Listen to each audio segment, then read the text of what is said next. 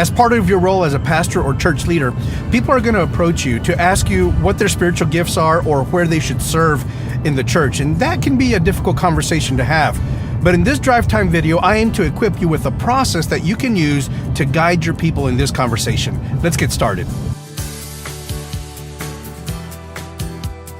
Welcome to Equipped. I'm Mario Escobedo. On this channel, I do a lot of Bible study videos, but I also do videos like this one, in which I provide reflection and insight on pastoral ministry. Everything I do is with the intention of providing you with tips and tools to help you share the Bible effectively with those God has placed under your care. If that sounds helpful to you, then consider subscribing and tapping the notification bell so that you're always up to date on the latest teachings. I'm sure that you're convinced that everyone in your congregation has spiritual gifts and that they should be using those gifts to advance the vision of the church and, more importantly, the kingdom of God on this earth. When somebody approaches you and asks you, where should I be serving? What should be my ministry? Your initial reaction might be, well, I really need help over here, and that's where I should send them. But a better approach would be to try to fit people in a ministry that complements the spiritual gifts that God has given them. There are several spiritual gifts assessment out there that you can use. However, I would suggest starting with a conversation, sort of a coaching conversation. And there are 3 questions that I recommend you use to begin to orient somebody to discover their spiritual gifts and to discover the place where they should be serving in your church and in the kingdom. The 3 questions are represented in a Venn diagram, 3 intersecting circles. Each circle represents one of the questions you're going to use to guide this conversation. In circle number 1 is the first question you're going to ask this person to reflect on. You're going to ask them to list a series of activities that answers this question. What do I like to do? What do I enjoy doing? Then you'll ask them to generate a list of activities that answers the question in circle number 2. What do I do well? Finally, you'll ask them to generate a list of activities of potential activities they can think of that they can do that will serve others and advance the kingdom of God. Now here comes the important part. What you want to help this person find are activities that fall in the intersection of all 3 circles, right in the middle. If they can generate a list of activities that fall in the middle, that answer all 3 of these questions, then they're well on their way to discovering in which ministry they should be serving. Now, bear in mind that at the intersection, the center of these 3 circles, that's a very limited space, and that's by design, because it really should be only a handful of activities that answer all 3 questions. And it is important that they discover activities that answer all 3 questions. Let me show you why it's important. There are going to be activities that answer the questions in circles 1 and 2.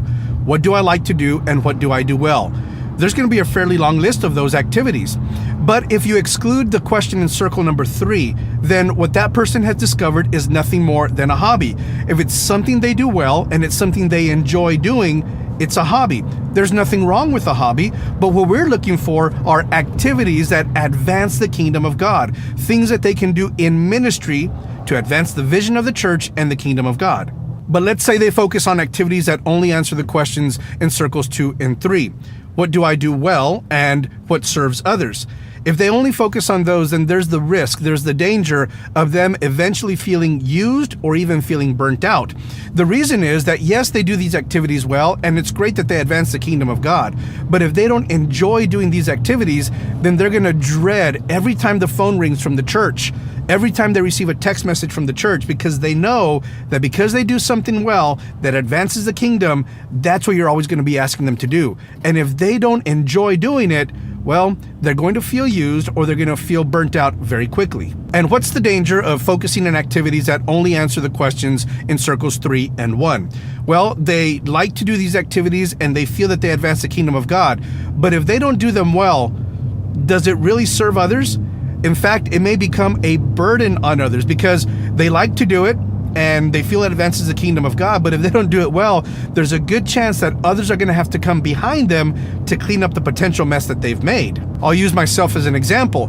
I love to sing. I absolutely love to sing, and I can probably make the case that singing advances the kingdom of God. There's one minor detail. I don't sing well. And so am I really advancing the kingdom of God? Am I really serving others? Or am I just trying to do something that I like to do? We're looking, again, not just for activities that entertain us or that we enjoy doing, but we're looking for kingdom purpose. And that's why it's important to answer the questions in all three circles and find those activities that fall in the intersection, the center of all three questions. I'll share the results of my own experience when I went through this process on my own. There was a point in my life a few years ago when I was convinced that I should write a book, but I quickly discovered that it was more of a drudgery for me to get up every morning and try to write. And I was disciplined about it. I scheduled time every single morning to write it, and I felt I did it well, but I wasn't passionate about it. I wasn't enjoying it. And so very quickly, that did begin to feel like a burden, and I wasn't at all motivated to write every single day. When I got serious about answering the questions in these three circles, it changed everything. Because what I discovered is that I absolutely love to teach, to speak, and that I feel I do it well, and certainly I can make the case that it advances the kingdom of God. Well, from that point forward, I dedicated myself to teaching and primarily to doing YouTube videos. And now, there's not a day that I wake up that I don't feel like, man, I need to record something today. That's part of the reason I do these drive time videos, because it's another opportunity for me to record and present a teaching. I wake up every day thinking about, what can I record? What can I share? I'm passionate about it. I love doing it. I feel I do it well. I hope you would agree. And certainly I can make the case that it advances the kingdom of God. In other words, I wouldn't wake up every morning thinking I have to write today, but I do wake up every morning thinking I have to record today. And I feel that recording these YouTube videos and teaching and preaching in general, for me, falls in that middle circle or that intersection, the center of all three circles, where I can say, yeah, I love to do this. I feel I do it well, and it certainly can advance the kingdom of God. For me, everything changed when I focused all my activity and all my attention on the handful of activities that fall in the center, the intersection of these three circles. You might already be a place at your life and ministry where you've got this figured out. If so, great for you. That's fantastic. If not, then maybe you need to take some time to reflect on these three questions to begin to hone in on what are the handful of activities that you should be focusing on. But definitely, in your role as a pastor or a church leader, this is a conversation that you can have with people in your congregation to coach them and guide them to help them discover what it is that they should be engaging in as far as ministry and activities are concerned to advance the vision of your church and, more importantly, the kingdom of God. And I've discovered that people welcome this guidance from their pastors and their church leadership. They want to be engaged in activities that they like to do, that they do well, and that they know serves others and advances the kingdom of God. I assure you, they will welcome this conversation from you. Now, let me ask you a question. What do you do to guide your people in discovering their ministry and their kingdom assignment? Let me and the others watching this video know in the comments below, because remember, some of the best ideas and insights come from you, the community of the equipped. That's it for now, and I pray that with regards to helping others discover their kingdom assignment, you feel just a little bit more equipped. God bless, and I'll see you in the next one.